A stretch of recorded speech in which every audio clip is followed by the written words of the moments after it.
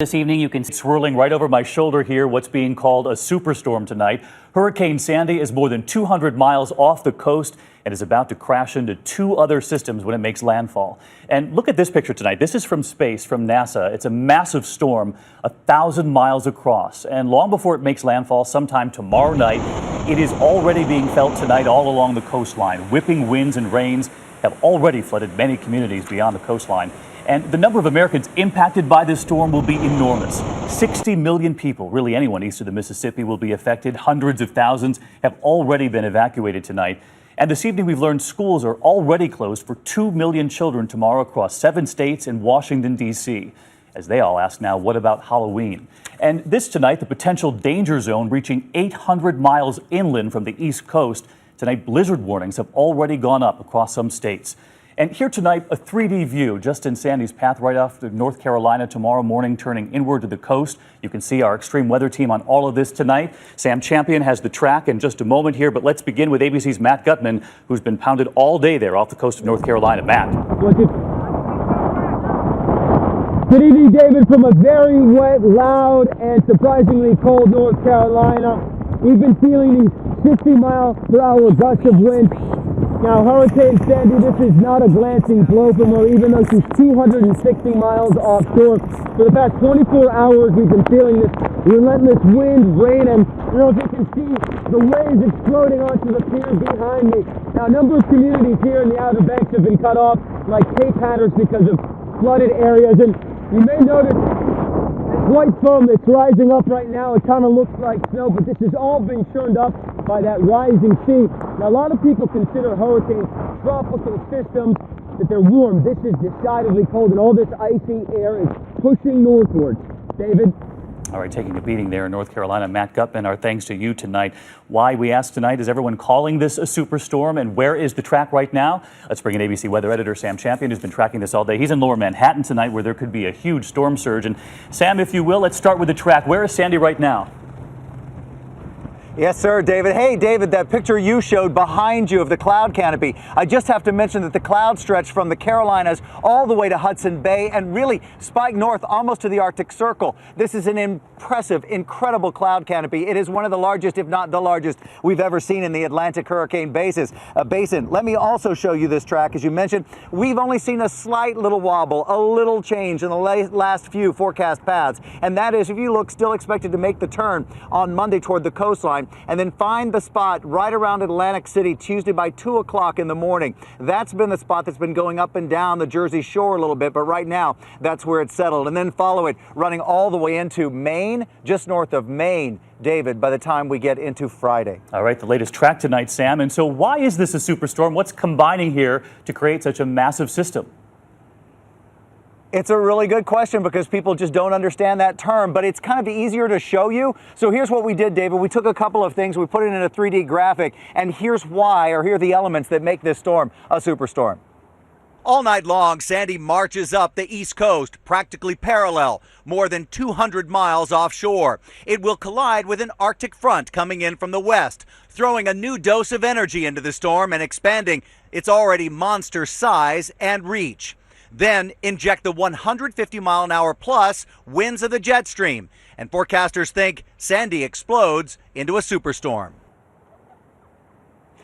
So it's difficult to categorize this storm as anything other than a superstorm. It's a hurricane and then some, but it has all the effects that a hurricane would have. And let's start with surge. First, where I'm standing right here could have an 11 and a half feet of additional water in New York Harbor. We looked it up to see if that had ever happened before. We'd only been able to find 10 feet in New York Harbor back in 1960 as a surge. So it seems to be unprecedented. And look at the storm surge and its reach all the way up from Rehoboth Beach, well north into the coast of Maine. Then look at those strong gusty winds. We think the winds will be hurricane force in gusts, particularly as they go from that Norfolk coastline to Washington to New York and all the way up into Boston. And the 60, 80 mile per hour winds continue all the way into Pittsburgh. It's driving rains will be another problem, not just coastal flooding, but real flooding from rain, and lots of it. From Pittsburgh to New York to Washington, D.C. to Norfolk, there's the opportunity to get 6 to 8 inches of rain. Some people will see more than a foot of rain from this storm, David. Wow, the rain and the winds, as you point out. And Sam, just before we came on the air, you were telling me about blizzard warnings just up tonight.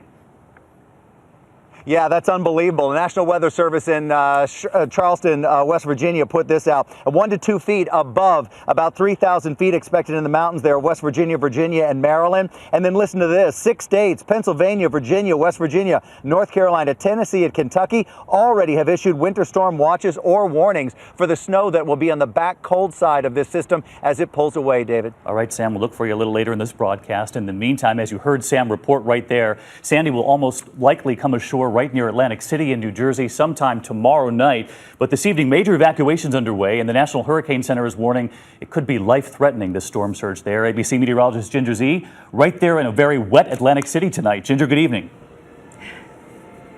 Good evening, David. You can see the boardwalk is just lined with sandbags. The casinos, they're empty. Now we're in the 9 to 11 foot storm surge zone. We could get a 10 to even 20 foot wave. This whole thing could be underwater by Tuesday morning. We really are at ground zero when that beast comes on shore.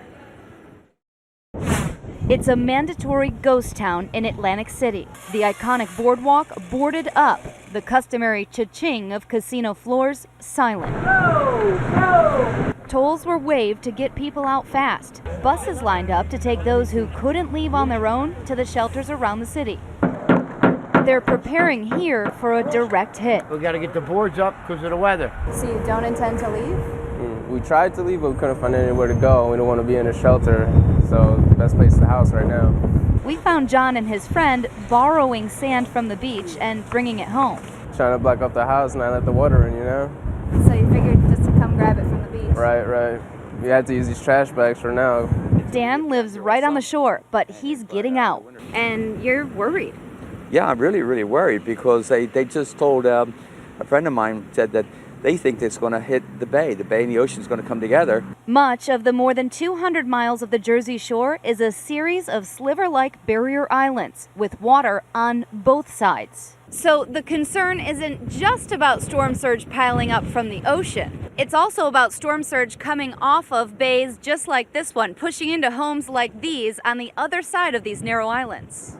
The storm arrives at a bad time, too, when there's a full moon. That means tides will be especially high, and any surge will be especially dangerous. Lancaster, Harrisburg, Baltimore, those are all cities that will have that inland flooding, so it won't just be coastal. We want you to remember that, too. David? All right, we can hear the rain already hitting your windbreaker there. Ginger Z tonight. Ginger, thanks. We have been collecting lots of pictures and videos from you, our viewers, as we weather this storm together. Joshua Solder is in a high-rise in Atlantic City, a few blocks from the boardwalk, and he sent us this video this afternoon. There's no boardwalk left. The boardwalk is gone.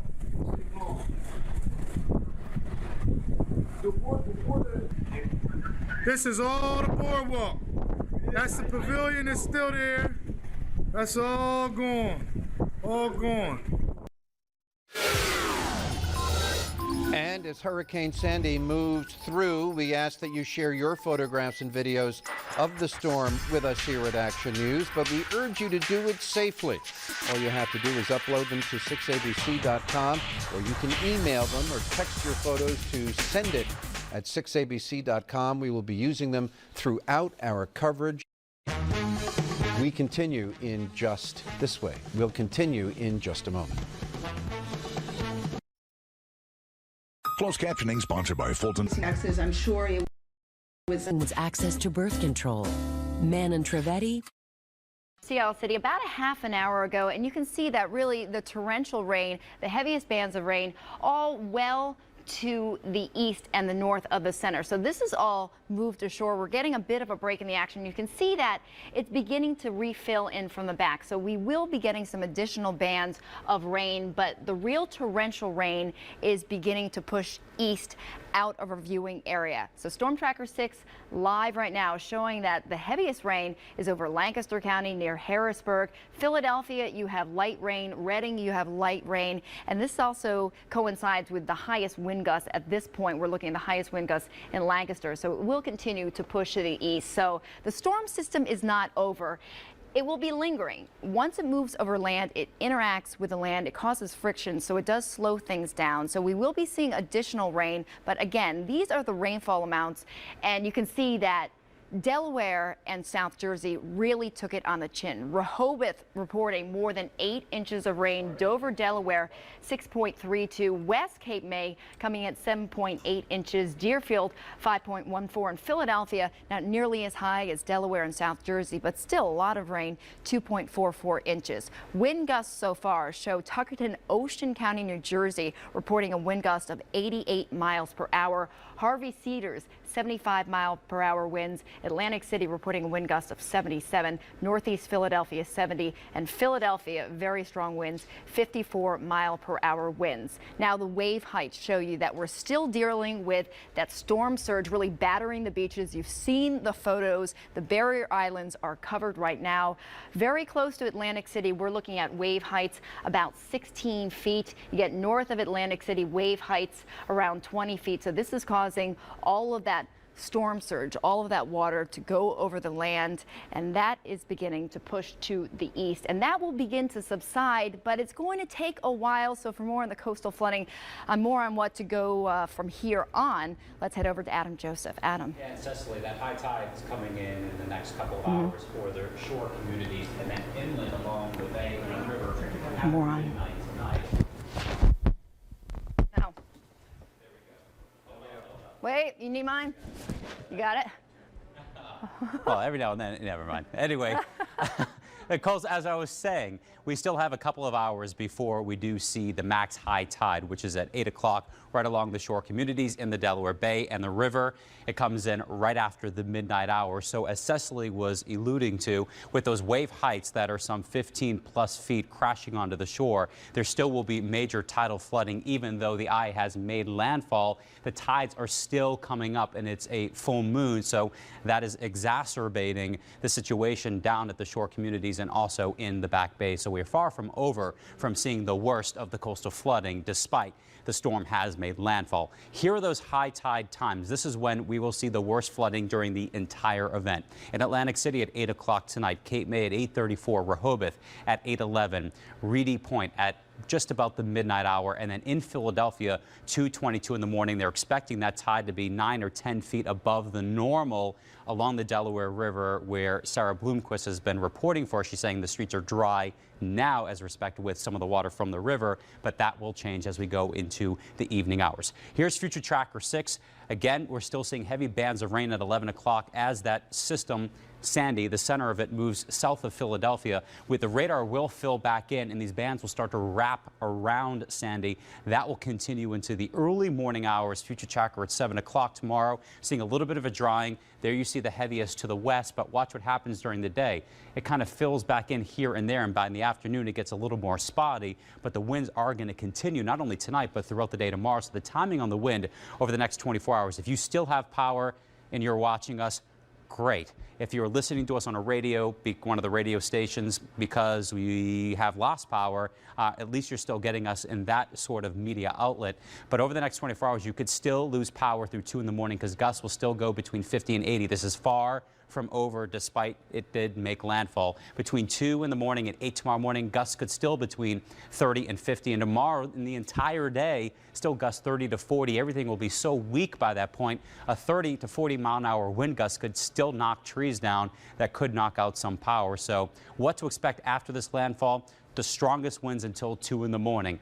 It will still be gusty tomorrow. We're still looking at about a ½ inch to an inch of rain north and east of Philadelphia, south and west of Philadelphia, Delaware, southern New Jersey, between 1 and 3 inches of rain on top of already 5 to 8 inches of rain. So there will be still some creek and river and stream flooding throughout the day tomorrow. Jim, when we come back, we'll assess some of the new information coming in and see if we have any new wind speeds that have come in from the National Weather Service as well to pass along to you.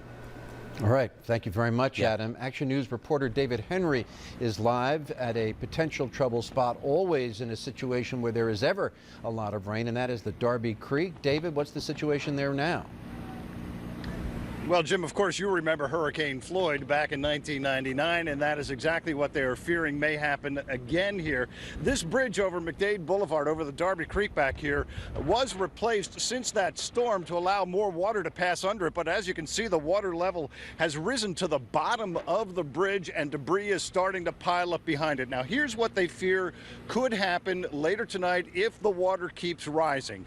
About 3 blocks upstream, they cleared away a stand of trees so they could remove an old dam. Now, all those logs are sitting on the side of the creek bed, and they fear if the water rises high enough, it'll carry those logs down here, turn them into battering rams, and then they could all jam under this bridge and cause a real problem. The other situation is, we heard Adam talking about the high tides. Well, if those tides come up the Delaware River and you get a bit of a storm surge, that puts a cork in this creek, and basically everything backs up from there to 26 miles upstream. And all that debris coming downstream right now is coming from as far away as Chester County. So very nervous situation here in Darby as the wind starts picking up. We're getting some very strong gusts here. Let me show you what this right here.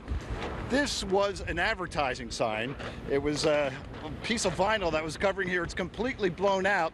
Now there's another one right over here that's catching the wind sideways, and you can see how that is flapping around right now. So we're starting to get some very strong gusts here, but the good news is the rain is lighter. It's blowing pretty well. It's still coming down, but not as strong as it was before. So they're hoping that this rising stream back here will start leveling off, easing the danger of all those logs coming down. So we're going to keep an eye on it and keep you posted throughout the evening.